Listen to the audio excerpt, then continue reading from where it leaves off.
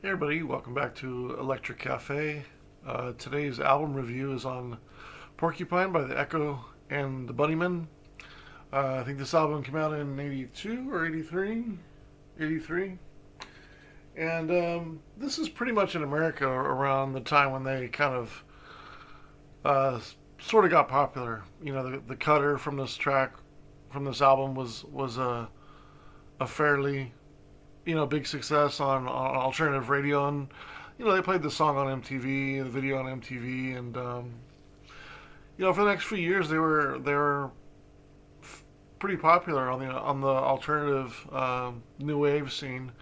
Probably till about Lips Like Sugar and their '87 album, and then they kind of music kind of changed a lot, and sometimes when music changes, not all bands kind of stay as relevant, even though they may be doing as good a music as ever, or better, musicians than they ever were. But just their sound for whatever reason is people kind of drift off into other music, and I think that's probably the biggest thing more than anything is, when you're a band that's in for 4 or 5 albums, for 5, 7, 8 years, you're not considered the cool new hip band, and you lose some of those original fans, some of the original fans, maybe not the hardcore ones, but some of the fans that are like, oh yeah, they're pretty good, and that's kind of like me, with Echo and the Bunnymen. My brother was probably a bigger fan, and my sister was a bigger fan than Echo and the Bunnymen. In fact, this is my sister's original copy here. Um, so we're revisiting this 40 years. But the funny thing about doing these reviews of older albums is, in some ways, it's kind of like, in some aspect, it's like it's gonna be maybe the last time I ever visit that record. Not to be morbid or anything, but I have a lot of music, and it comes to a point where you kind of have to decide whether you're gonna keep something or maybe sell it or move it on to somebody else, and or even more importantly, if you're ever gonna really go back and listen to that album. And doing these reviews, it kind of not with a lot of them, but with some of them, like kind of on the edge here, that are kind of like, I like the band, it's not really my style fully. You would think it's my band. I love new wave. I love the Cure, and Echo and the Bunnymen sort of remind me of the Cure in some ways. Um, but as or Jesus Mary Chain, I probably like Jesus Mary Chain a little bit better than Echo and the Bunnymen, but that's kind of in that kind of ballpark of post punk kind of sounds in a way. And Echo and the Bunnymen isn't really necessarily like one of my favorites, although there's a handful of songs I really like, and they're probably on other albums. Not so much this album, but it kind of gives me an opportunity to kind of maybe revisit it for the last time, and never go back to it again, because it's not giving me the enjoyment, or the last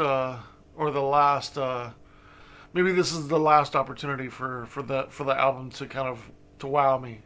Like, I probably haven't heard this album in full, and oh my god, like, must be over 30 years. So kind of going back to it, it kind of reaffirms or confirms, or maybe I find something new about it, and it asks, and it begs me to keep it, in the collection, or move it on, or what have you. So some albums I feel like that happens with, and this might be one of them. So let's get into the album review.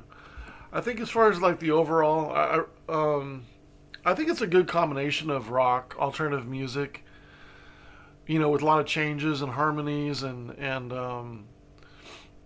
there's a lot of I think maybe the opportunity might be it's not varied enough for me. There's not maybe not as moody enough for me. Some of the songs sound a little similar.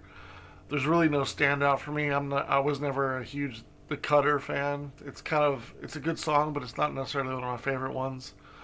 Um, I like more the, I wouldn't say, I don't know, prettier ones, but I like Dancing Horses, and was it Bed Booze and Ballyhoo or whatever? Or is that the album? I like that song, and then Was it Ocean Moon or Ocean Rain? Stuff like that. So, or is that the album? I'm trying to think of the moody one on that album. But Never Stop. I like Lips Like Sugar. I always liked that one. Especially the remix. The original 12-inch extended remix is really cool.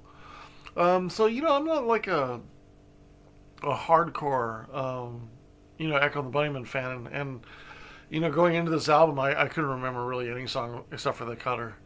And so it was interesting kind of going back to it and being like, do I remember any of these songs really? And I really didn't. And I can kind of see why. Like, really, I think there was only maybe one or two tracks that kind of made me kind of appreciate them in a different way, in a new way, in a retrospective way, 40 years later. Um, The Cutter, I think, is a really good song. I gave it 3.5 stars. I think it's a really good song. I don't dislike it at all. It's just not one of my favorite. If I was on a personal level, I would probably give it 3 stars. But again, some of the popular ones are hard to quantify because I don't know if I don't, if it's because they've been played so much. I'm again giving a lower score than I think it deserves. And I'm like, yeah, it's a really good track. Yeah, me personally, I'd probably give it a 3 star, but I can see it, 3.5 stars. I'm fine with two, just for for the impact of the track and the catchiness of the track. That I don't tend to like the more poppy songs, and the Cutter isn't necessarily more poppy. It's just been played a lot, so you kind of figure it's more poppy.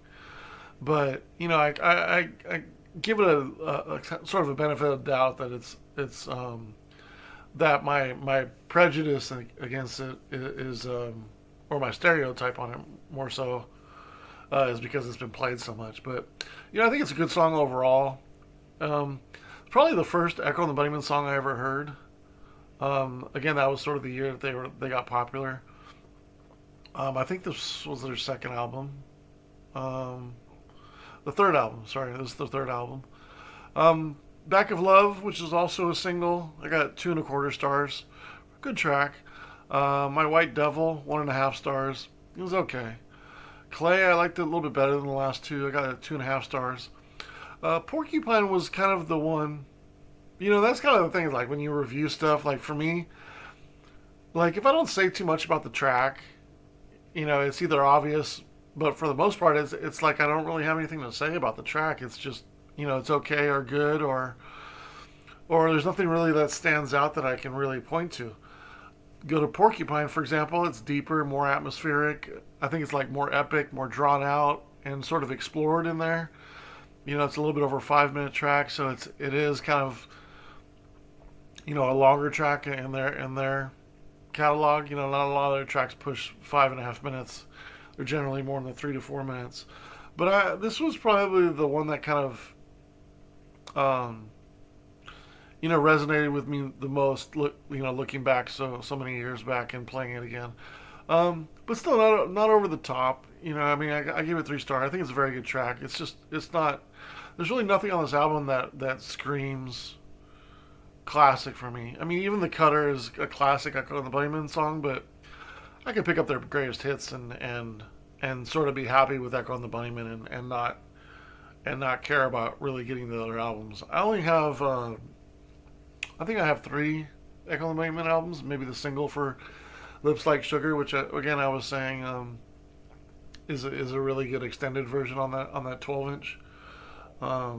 Strangely enough, it's kind of expensive, but it is a cool remix. But yeah, I think I have three Echo and the Bunnymen albums of their first like 5 or 6. But yeah, Porcupine 3 stars. Heads Will Roll is a good song as well. I got 2.75 stars. Ripeness was not bad. It's 2.25 stars. Higher Hell 2 stars. Gods Will Be Gods 2 stars. I only got one track that's under good. They're all good tracks. It's just nothing kind of really. 3 of them go into very good for me. And that's the Cutter, Porcupine, and then the last one here, In Bluer Skies. I like the beat in this one. Nice change of pace. I feel like the song probably could have been early in the album. Maybe put this around Porcupine, and maybe Porcupine would be the end, or maybe put both these tracks in the middle and give the album some more depth. I feel like this is a nice change of pace, and it's at the end is nice to close it out on a deeper song. But you know, sometimes when you hear like two, three, four, it's kind of like Jesus the Mary Chain to me a little bit. When you hear two, three, four songs that sort of sound like the same, and that goes with a lot of rock for me, unfortunately. Like, you know, not all the time, but you know, with some bands that have a certain sound, um, you know, and they're really, you know, pretty streamlined in their sound. Like, you know, even the Pixies, you know, is a good example. I'm reviewing that one recently. That one's kind of like after you hear like four or five songs of the Pixies, you know, you kind of some of them start to sound a little familiar, and I could probably go with any band, but it could be just because it's not my favorite style of music or my favorite sound, or um, I don't really fully resonate with Ian's voice. Sometimes he sings like he yells too much for me, like, you know, there's the curtain. It's just like, you know, he's kind of like, and I don't feel like his voice is necessarily balanced as well. And you know, for the there, you know, like Lips Like Sugar, I do like the way he sings that song, but it doesn't grab me as the most important part in that song. And I don't know if his voice really stands out. I mean, there's certainly like an earnest and a yearning in his voice, and there is like personality in his voice. Don't get me wrong; it's just not. I don't know. Like when he sings the verses, it's just like sort of like it's more like talked and really sung. Maybe because he, you know, he doesn't have a fantastic voice. You know, I mean, it's unique, but I wouldn't say it's like fantastic or anything like that. But I don't know. Sometimes some of his like it's almost like he gets to the point where he's yelling or something like that, and you're like, how did it get there already? Like, are we already at like level 10 already? You know, for like it's the first chorus and he's already like at level 10. You know, it's just like, where do you go from there? You know, when you go all out all the time, you know, like there must be like 7 or 8 tracks in here that are kind of on the same level, and probably 5 or 6 of them are have him sort of, you know, in the same vocal range, and you're kind of like, do you have any like, is there like level 1 and level 5, Ian, and not just level 8 to 10? Excuse me. So that, you know, that's a, again, those are personal preferences, personal opinions. Um, there's nothing really that stands out on this album. You know, perhaps the songs are too familiar to each other. You know, too sounding like each other. Um, the album's engineered pretty well. Dave Bascom actually engineered this album, so he's definitely one of uh, a strong producer. I mean, strong engineer and producer. Really, he's a strong remixer. I mean, he's really talented. He's done some great albums from ABC to Depeche Mode and everything like that. But you know, I think it's a pretty good album. You know, I get it averages out to 2.47. 24 and 3/4 stars divided by 10 songs, 2.47. You know, so I think that bodes fair for the overall of the album. I gave it a 58 out of 100. I think it's a pretty good album. There's no song in here I dislike at all, and in fact, there's really only one that I thought was okay. You know, like they're all good. And then I have 3 that's very good. It just, you know, maybe a little bit more on the very good and a couple of outstanding ones. I do think the album after this, which I'm blanking on the name of, maybe that's Ocean Rain or Ocean Moon or whatever it is, that has that one, the one where they're on the boat in the water on that. Oh, Killing Moon's on that one. Yeah, that's right. Killing Moon's on that track, on that album. So I mean that one I like as well. You know, so there are Echo and the Bunnymen albums I like better than this. You know, so I'm still gonna review the other Echo and the Bunnymen albums. I just feel like,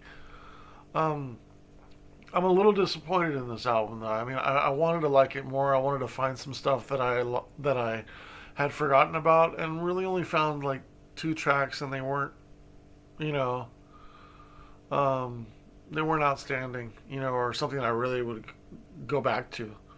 I might go back to them and check if I want to go back to them again after that, because I did feel like there was something there, but I just maybe too many songs that sort of sound like the same, and again, Ian's voice doesn't fully resonate with me, and I do sing along to his songs and stuff like that.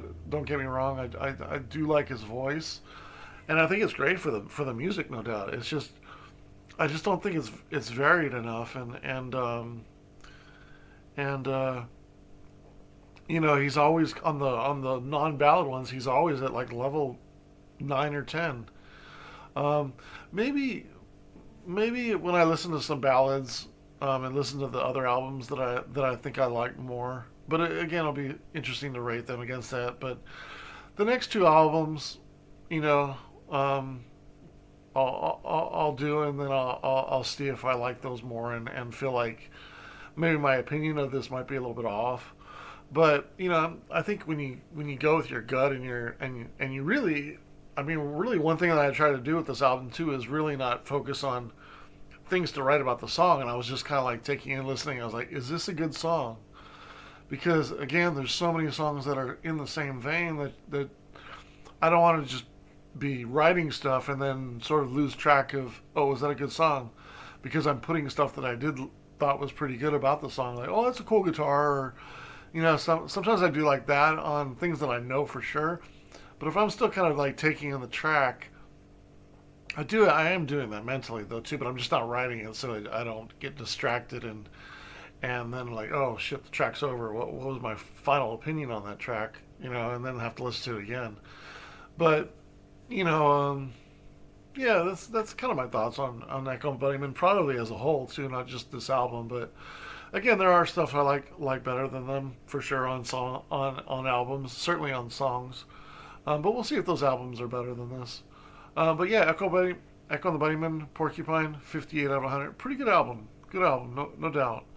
Um, just kind of wish it was a little bit better, and kind of not sure if I really want to go back to it as much as I thought I would hope I was going to. But yeah, so curious if you have a favorite Echo and the Bunnymen album or top three songs. I'm gonna go through their set list a little bit more, their track list on their albums, and kind of remember. There's some songs from Echo and the Bunnymen I don't know by their name, and then I'm like, oh yeah, okay, I remember this one. That's kind of how they are. Like they're more like my brothers and sisters band, more so than me. Um, yeah, that's my thoughts on Echo and the Bunnymen, Porcupine.